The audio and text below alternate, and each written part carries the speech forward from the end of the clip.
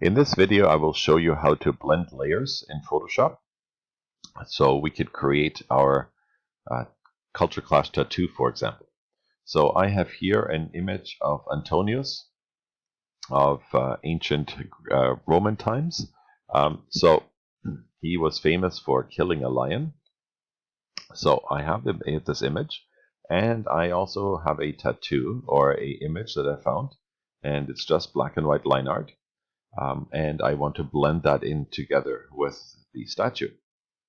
So I'm going to put the size down to a size that I want. I want to put it on the side of his chest here. Now, when I have to resize it, I have to hit enter. Now up here you can see normal. There's different blending modes. So I can go lighter and I can toggle through these. You can see, so as I do different ones, I get different reactions and different effects. So the one that we want to use is multiply.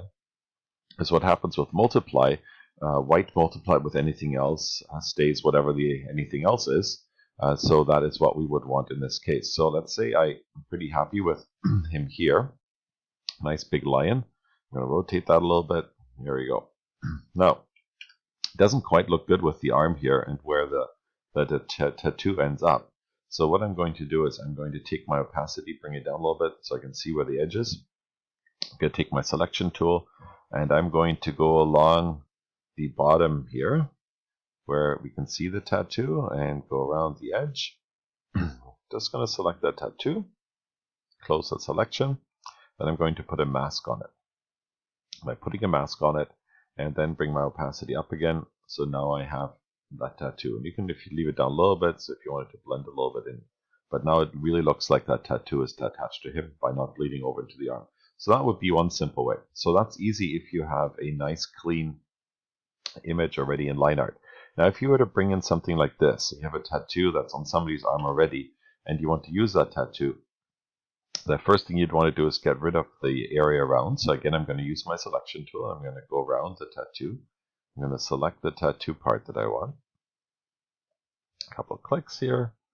And then I'm going to put a mask on that. So by putting my mask on, so I just have this part. Now if I take this and I go multiply, you can see that that orangey of the skin tone is coming through, which is not what I want. So what I have to do, I'm going to go back here to normal. I'm going to turn off the other two layers just so you see what happens. And I'm going to right click on the mask, say add mask to selection. So I have that item select again, and I'm going to go to my adjustment layers, and I'm going to go threshold. With threshold, I can decide what is going to be black and what is going to be white. So I can decide where I want to cut it off. I'm going to see how much of that detail of the tattoo I want to show up. So I'm pretty happy with that. So now again, if I turn that on, let's turn this on, and I do a multiply here and a multiply here, I'm not going to get the effect that I want. So I'm going to go back to normal and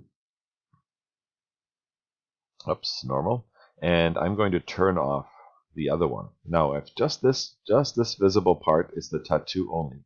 So now I can right click on here and I can see merge visible.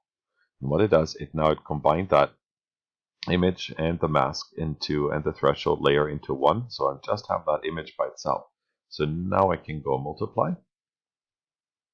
And again, it doesn't change anything, but when I turn on the statue underneath, now I have the same effect as I had with my first tattoo.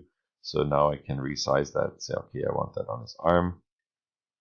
And again, I'm going to put that tattoo right there.